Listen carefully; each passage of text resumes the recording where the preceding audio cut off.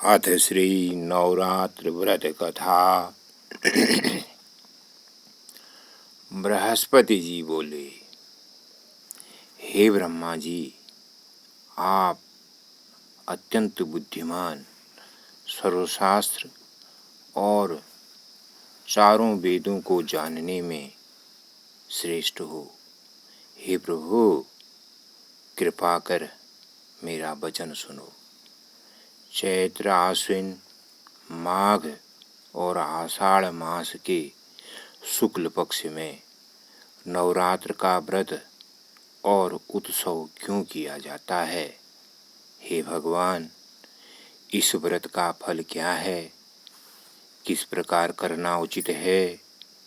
और पहले इस व्रत को किसने किया, सो विस्तार से कहो।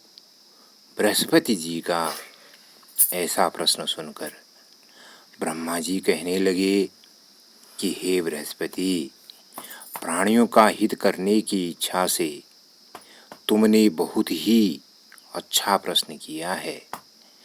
जो मनुष्य मनोरथ पूर्ण करने वाली दुर्गा, महादेवी, सूर्य और नारायण को ध्यान करते हैं, वे मनुष्य धन्य हैं। यह नवरात्र व्रत संपूर्ण कामनाओं को पूर्ण करने वाला है। इसके करने से पुत्र चाहने वाले को पुत्र, धन चाहने वाले को धन, विद्या चाहने वाले को विद्या और सुख चाहने वाले को सुख मिल सकता है। इस व्रत को करने से रोगी मनुष्य का रोग दूर हो जाता है और कारागार में पड़ा हुआ मनुष्य बंधन से छूट जाता है।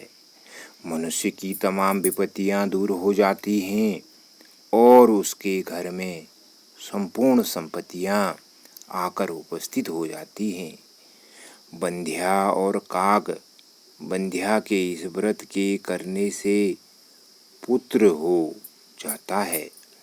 समस्त पापों को दूर करने वाले इस व्रत के करने से ऐसा कौन सा मनोरथ है जो सिद्ध नहीं हो सकता? जो मनुष्य इस अलभ्य मनुष्य देह को पाकर भी नवरात्र का व्रत नहीं करता है, वह माता पिता से हीन हो जाता है, अर्थात उसके माता पिता मर जाते हैं और वह अनेक दुखों को भोगता है। उसके शरीर में कुष्ठ हो जाता है और अंगहीन हो जाता है। उसके संतान उत्पत्ति नहीं होती। इस प्रकार वह मूर्ख अनेक दुख भोगता है। इस व्रत को न करने वाला निर्दयी मनुष्य धन और धान्य से रहित हो भूख और प्यास के मारे पृथ्वी पर घूमता है और गूंगा हो जाता है। यदि व्रत करने वाला मनुष्य सारे दिन का उपवास न कर सके तो एक समय भोजन करे और उस दिन बांधवों सहित नवरात्र की कथा श्रवण करे। हे बृहस्पति, जिसने पहले इस महाव्रत को किया है, उसका पवित्र इतिहास मैं तुम्हें सुनाता हूँ। तुम सावधान होकर सुनो। इस प्रकार ब्रह्मा जी के वचन सुनकर बृहस्पति जी बोले, हे ब्राह्मण, मनुष्यों को कल्याण करने वाले इस व्रत के इतिहास को मेरे लिए कहो। मैं सावधान होकर सुन रहा हूँ। आपकी शरण आए हुए मुझ पर कृपा करो। ब्रह्मा जी बोले, पीठत नाम के मनोहर नगर में एक अनाथ नाम का ब्राह्मण रहता था। वह भगवती दुर्गा का भक्त था। उसके यहाँ संपूर्ण सद्गुणों से युक्त मानो ब्रह्मा की सबसे पहली रचना हो ऐसी यथार्थ नाम वाली सुमति नाम की एक अत्यंत सुंदर कन्या पैदा हुई। वह कन्या सुमति अपने घर के बालकपन में अपनी सहेलियों के साथ क्रीड़ा करती हुई इस प्रकार बढ़ने लगी जैसे शुक्ल पक्ष में चंद्रमा की कला बढ़ती है। उसका पिता प्रतिदिन दुर्गा की पूजा और होम किया करता था। उस समय वह भी नियम से वहाँ उपस्थित होती थी। एक दिन वह सुमति अपनी सखियों के साथ खेलने में लग गई और भगवती के पूजन में उपस्थित नहीं हुई। उसके पिता को पुत्री को ऐसी असावधानी देखकर क्रोध आया और पुत्री से कहने लगा कि हे दुष्ट पुत्री, आज प्रभात से तुमने भगवती का पूजन नहीं किया। इस कारण मैं किसी कुष्ठी और दरिद्र मनुष्य के साथ तेरा विवाह करूँगा। इस प्रकार कुपित पिता के वचन सुनकर सुमति को बड़ा दुख हुआ और पिता से कहने लगी कि हे पिताजी, मैं आपकी कन्या हूँ, मैं आपके सब तरह से अधीन हूँ। जैसी आपकी इच्छा हो मेरा विवाह कर सकते हो। होगा वही जो मेरे भाग्य में लिखा है। मेरा तो इस पर पूर्ण विश्वास है। मनुष्य न जाने कितने मनोरथों का चिंतन करता है, पर होता वही है जो भाग्य में विधाता ने लिखा है। जो जैसा करता है उसको फल भी उस कर्म के अनुसार ही मिलता है, क्योंकि कर्म करना मनुष्य के अधीन है, पर फल देव के अधीन है। जैसे अग्नि में पड़े हुए तृणादि उसको अधिक प्रदीप्त कर देते हैं, उसी तरह अपनी कन्या की ऐसे ही निर्भयता से कहे हुए वचन सुनकर उस ब्राह्मण को अधिक क्रोध आया। तब उसने अपनी कन्या का एक कुष्ठी के साथ विवाह कर दिया और अत्यंत क्रुद्ध होकर पुत्री से कहने लगा कि जाओ जाओ, जल्दी जाओ, अपने कर्म का फल भोगो। देखें केवल भाग्य भरोसे पर रहकर क्या करती है।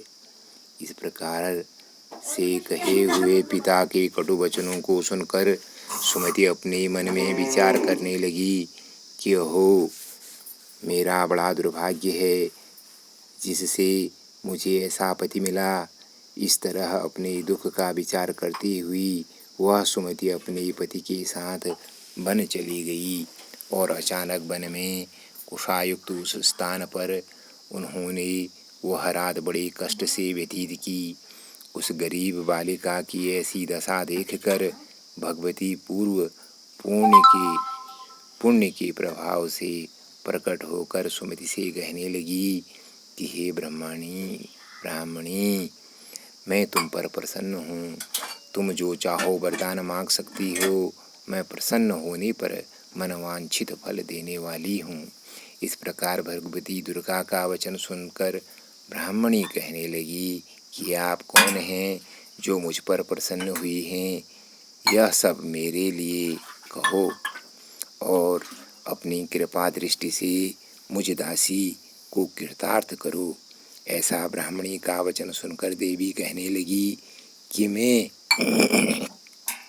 आदि शक्ति हूँ और मैं ही ब्रह्मा, विद्या और सरस्वती हूँ।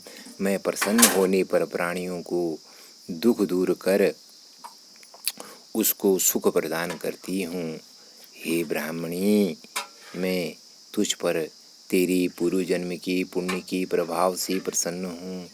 तुम्हारे पूर्व जन्म का वृतांत सुनाती हूँ।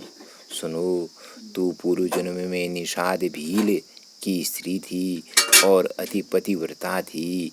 एक दिन तेरे पति निषाद ने चोरी की।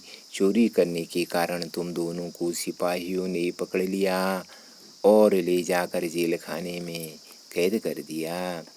उन लोगों ने तुझे और तेरे पति को भोजन नहीं दिया। इस प्रकार नवरात्र के दिनों में तुमने न तो कुछ खाया और न जल ही पिया, इसलिए 9 दिन तक नवरात्र का व्रत हो गया। हे ब्राह्मणी, उन दिनों में जो व्रत हुआ उस व्रत के प्रभाव से प्रसन्न होकर तुम्हें मनोवांछित वस्तु दे रही हूँ। तुम्हारी जो इच्छा हो सो मांगो। इस प्रकार दुर्गा के बही कहे वचन सुनकर ब्राह्मणी बोली कि अगर आप मुझ पर प्रसन्न हो तो हे दुर्गे आपको प्रणाम करती हूँ, कृपा करके मेरे पति के कोढ़ को दूर करो। देवी कहने लगी कि उन दिनों में जो तुमने व्रत किया था उस व्रत के एक दिन का पुण्य अपने पति का कोढ़ दूर होने के लिए अर्पण करो। मेरे प्रभाव से तेरा पति कोढ़ से रहित और सोने के समान शरीर वाला हो जाएगा। ब्रह्मा जी बोले। इस प्रकार देवी के वचन सुनकर ब्राह्मणी बहुत प्रसन्न हुई और पति को निरोग करने की इच्छा से ठीक है ऐसे बोली। जब तक उसके पति का शरीर भगवती दुर्गा की कृपा से कुष्ठहीन होकर अति कांति युक्त हो गया, जिसकी कांति के सामने चंद्रमा की कांति भी क्षीण हो जाती है, वह ब्राह्मणी पति की मनोहर देह को देखकर देवों को अति पराक्रमी वाली समझकर स्तुति करने लगी कि हे दुर्गे, आप दुर्गत को दूर करने वाली, तीनों जगत का संताप हरने वाली, समस्त दुखों को दूर करने वाली, रोगी मनुष्य को निरोग करने वाली, प्रसन्न होने पर मनवांछित वस्तु देने वाली और दुष्ट मनुष्य का नाश करने वाली हो। तुम ही सारे जगत की माता और पिता हो। हे अम्बे, मुझ अपराध रहित अबला को मेरे पिता ने कुष्ठा के साथ विवाह कर मुझे घर से निकाल दिया। उसकी निकाली हुई मैं पृथ्वी पर घूमने लगी। आपने ही मेरा इस आपत्ति रूपी समुद्र से उद्धार किया है। हे देवी, आपको प्रणाम करती हूँ, मुझ दीन की रक्षा करो। ब्रह्मा जी बोले कि हे बृहस्पति, इस प्रकार उस सुमति ने मन से देवी की बहुत स्तुति की। उसकी स्तुति सुनकर देवी को बहुत संतोष हुआ और ब्राह्मणी से कहने लगी कि हे ब्राह्मणी, तुम्हारे उदायल जाम का एक अति बुद्धिमान उदायल नाम का एक अति बुद्धिमान धनवान कीर्तिवान जितेंद्रिय पुत्र शीघ्र ही होगा। ऐसा कहकर वह देवी उस ब्राह्मणी से फिर कहने लगी कि हे ब्राह्मणी, और जो कुछ तेरी इच्छा हो वही मनोवांछित वस्तु तुम मांग सकती हो। ऐसा भगवती देवी का वचन सुनकर सुमति बोली कि हे भगवती दुर्गे, अगर आप मुझ पर प्रसन्न हैं तो कृपा कर मुझे नवरात्र विधि बताइए। हे दयावती, जिस विधि से नवरात्र व्रत करने से आप प्रसन्न होती हैं, उस विधि और उसके फल को मेरे लिए विस्तार से वर्णन करें। इस प्रकार ब्राह्मणी के वचन सुनकर दुर्गा कहने लगी कि हे ब्राह्मणी, मैं तुम्हारे लिए संपूर्ण पापों को दूर करने वाली नवरात्र व्रत विधि को बतलाती हूँ, जिसको सुनने से तमाम पापों से छूटकर मोक्ष की प्राप्ति हो जाती है। आश्विन मास के शुक्ल पक्ष की प्रतिपदा से लेकर 9 दिन तक विधि पूर्वक व्रत करें। यदि एक दिन भर का व्रत न कर सकें तो एक समय का भोजन करें। पढ़े लिखे ब्राह्मणों से पूछकर घट स्थापना करें और वाटिका बनाकर उसको प्रतिदिन जल से सींचें। महाकाली, महालक्ष्मी और महासरस्वती की मूर्तियां बनाकर उनकी नित्य विधि सहित पूजा करें और पुष्पों से विधि पूर्वक अर्घ दें। बिजोरा के फूल से अर्घ देने से रूप की प्राप्ति होती है। जायफल से कीर्ति, दाख से कार्य की सिद्धि होती है। आंवले से सुख और केले से पोषण की प्राप्ति होती है। इस प्रकार फलों से अर्घ देकर यथाविधि हवन करें। खांड, घी, गेहूँ, शहद, जौ, तिल, नींब, नारियल, दाख और कदम्ब, इनसे हवन करें। गेहूँ होम करने से लक्ष्मी की प्राप्ति होती है। खीर व चंपा के पुष्पों से धन और पत्तनों से तेज और सुख की प्राप्ति होती है। आंवले से कीर्ति और केले से पुत्र की प्राप्ति होती है। कमल से राज सम्मान और दाखों से सुख संपत्ति की प्राप्ति होती है। व्रत करने वाला मनुष्य इस विधान से होम कर आचार्य को अत्यंत नम्रता के साथ प्रणाम करे और यज्ञ की सिद्धि के लिए उसे दक्षिणा दे। इस महाव्रत को पहले बताई हुई विधि के अनुसार जो करता है उसके सब मनोरथ सिद्ध हो जाते हैं, इसमें तनिक भी संशय नहीं है। इन 9 दिनों में जो कुछ दान दिया जाता है उसका करोड़ों गुना फल मिलता है। इस नवरात्र के व्रत करने से ही अश्वमेध यज्ञ का फल मिलता है। हे ब्राह्मणी, इन संपूर्ण कामनाओं को पूर्ण करने वाले उत्तम व्रत को तीर्थ, मंदिर अथवा घर में ही विधि के अनुसार करें। ब्रह्मा जी बोले कि हे बृहस्पति, इस प्रकार ब्राह्मणी को व्रत की विधि और फल बताकर देवी अंतर्ध्यान हो गई। जो मनुष्य या स्त्री इस व्रत को भक्ति पूर्वक करता है वह इस लोक में सुख पाकर अंत में दुर्लभ मोक्ष को प्राप्त होता है। हे बृहस्पति, यह दुर्लभ व्रत का महात्म्य मैंने तुम्हारे लिए बताया है। ऐसा ब्रह्मा जी के वचन सुनकर बृहस्पति जी आनंद के कारण रोमांचित हो गए और ब्रह्मा जी से कहने लगे, हे ब्रह्मा जी, आपने मुझ पर अति कृपा की है जो अमृत के समान इस नवरात्र व्रत का महात्म्य सुनाया। हे प्रभु, आपके बिना और कौन सा महात्म्य को सुना सकता है। ऐसे बृहस्पति जी के वचन सुनकर ब्रह्मा जी बोले कि हे बृहस्पति, तुमने सब प्राणियों का हित करने वाले इस अलौकिक व्रत को पूछा है, इसलिए तुम धन्य हो। यह भगवती शक्ति संपूर्ण लोगों का पालन है करने वाली है। इस महादेवी के प्रभाव को कौन जान सकता है।